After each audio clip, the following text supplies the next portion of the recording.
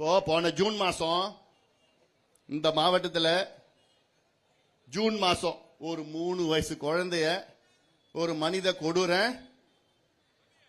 பாலியல் வன்கொடுமை செஞ்சு கெடுத்து கொலை பண்ணிட்டான். இந்த மண்ணில் தான் நடந்தது. அடுத்து அந்த மாசத்துக்கு முந்தின மாசம் இன்னொரு கொடூர 80 வயசு பாட்டிய பாலியல் வன்கொடுமை செஞ்சான். 3 வயசு குழந்தையும் அதுக்கு முந்தின மாசம் 80 வயசு பாட்டி. அப்ப என்ன நிலையில இருக்கிறாங்க? போன வாரம்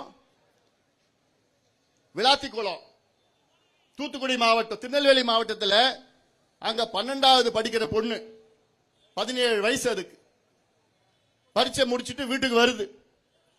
வந்து ராத்திரி வெளியில போது பாத்ரூம் போனோன்னு போது திரும்பி வரல. எங்கடா தேடிட்டு இருக்கிறாங்க. உங்க அப்பா அம்மா தேடுறாங்க ராத்திரி ஃபுல்லா தேடுறாங்க. போலீஸ்ல போய் கம்ப்ளைண்ட் கொடுக்கறாங்க. போலீஸ் என்ன சொல்றாங்க, வந்துரும். அடுத்த நாள் தேடுறாங்க எங்க இல்ல. அடுத்த நாள் சாயங்காலம் 5 மணிக்கு காட்டுல அப்படியே துணியெல்லாம் எதுவாகி ரத்த காயங்களோட இறந்து இருக்கு. என்னன்னு பரிசோதனை பண்ணி பார்த்தா பாலியல் வன்கொடுமை செஞ்சு கெடுத்துட்டு கொலை பண்ணிட்டானுங்க. எப்ப நடந்தது? 5 நாளுக்கு முன்னாடி நடக்குது. தமிழ்நாட்டில் நடக்குது 5 நாளுக்கு முன்னாடி. அதுக்கு ஒரு 2 நாளுக்கு முன்பு கிருஷ்ணகிரி மாவட்டத்தில் எவ்வளவு வயசு தெரியுமா குழந்தை? 2.5 வயசு குழந்தை. அது யார் தெரியுமா கெடுத்து கொலை பண்ணா? திமுகவுடைய இளைஞர் சங்கம் பொறுப்பாளர்.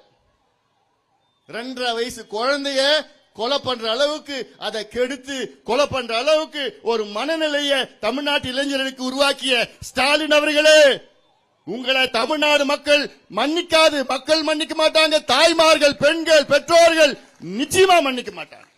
மன்னிக்கவும் கூடாதியா. 4 மாதத்துக்கு முன்பு கும்மிடிப்பூண்டி பகுதியில் ஆரப்பாக்குன்னு ஒரு கிராமம். அந்த ஆரப்பாக்கத்து கிராமத்தில் 8 வயசு குழந்தை பள்ளிக்கூடம் போயிட்டு வீட்டுக்கு போகுது. காணோம். 3 மணி நேரம் தேடுறாங்க, கிடைக்கல. 3 மணி நேரத்துக்கு பிறகு அப்புறம் அந்த குழந்தை வருது. கீறி வச்சு ரத்த காயத்தோட துணிலாம் அப்படியே போயிட்டு அந்த வீட்டுக்கு வருது. குழந்தை வருது. அவங்க அப்பா அம்மா கதறாங்க, அழுகுறாங்க. என்னன்னு கேட்டா, என்ன ஒருத்தன் கூட்டிட்டு போய் இது பண்ணிட்டான். உடனே போலீஸ் ஸ்டேஷன் போறாங்க. கம்ப்ளைண்ட் எடுக்க மாட்டாங்க.